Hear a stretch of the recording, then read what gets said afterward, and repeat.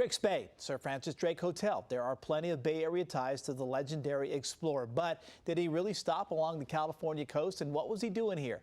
Edward Vonderpoorten, president of a Bay Area nonprofit called Drake's Navigators Guild, has done a lot of digging on this subject, and he joins me here tonight. Thank you so much for coming by. I appreciate it. Pleasure to be here.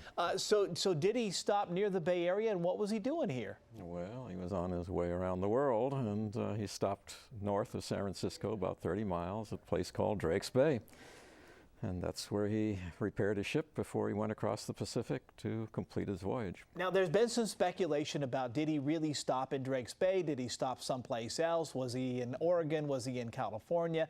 You guys have been looking into this for a long time, since, well, some people since, what, 1949, you were telling me? Our group began in 1949. I joined them in 1956, and there are many, many researchers who got involved over the many years. So, yes, it's been thoroughly researched, and yes, he stopped at Drake's Bay, and many other places have been suggested and rejected. So now, are you getting some kind of official recognition soon about this, or is there some kind of a proclamation or something? Is the government giving you an official word on this? Well, their stamp of approval, the federal government, of course, this isn't the Point Reyes National Seashore, so the National Park Service has been reviewing this material for quite a few years now, sending it out to various experts for review. And their own experts have been looking at it, and it was in front of a committee, the Landmarks Committee, a few months ago, and passed unanimously, and went before the Secretary of the Interior's Parks Commission and Board, rather, and they passed it unanimously. So we'll see what happens. The Secretary of Interior still needs to act if this becomes a landmark. That would be very cool if it did. So in the meantime, let's talk a little bit about who this guy was. As I understand, he was sent by Queen Elizabeth I. Is that correct? Yes, it was to understand the period, you have to look at a Cold War kind of situation.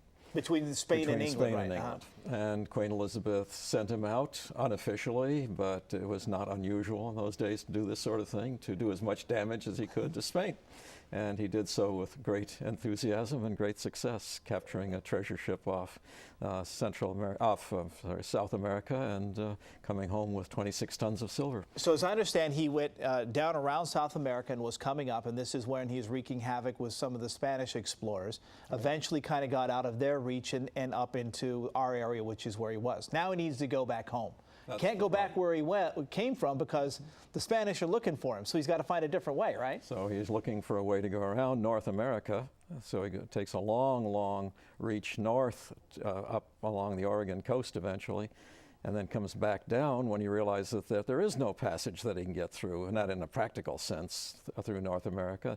Then he has to find a port, repair a ship, and decide to go the only other way, which is around the world. So as he's looking for a place, why did he choose, do you think, Drake's Bay? And we were looking at the map there, it's just a little bit north of the Golden Gate. Why do you think he picked that particular place? What did that benefit him? If you come down the coast, you realize it's a miserable place for square rig sailing ships. There are very few harbors, they're very dangerous, most of them.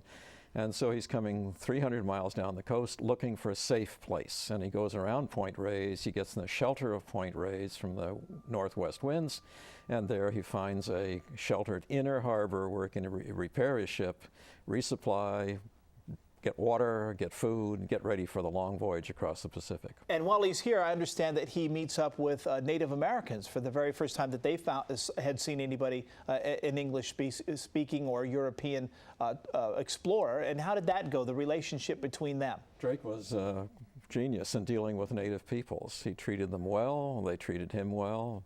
He met with very large numbers of them over the many days that he was here. He was here 36 days, and hundreds of them at a time at times, and he got along very well with them. They didn't understand each other, but he treated them decently, and it showed they understood it, and it worked. So what are we talking about, 1500s here, 1579, he was here in the summer of 1579. Is there any are there artifacts or anything? Do we have anything from that Yes. visit? Where are those kept here in the Bay Area? Point Reyes National Seashore has most of them, right. And very few of them are on exhibit. Many others are in their storerooms waiting for later development of more exhibits.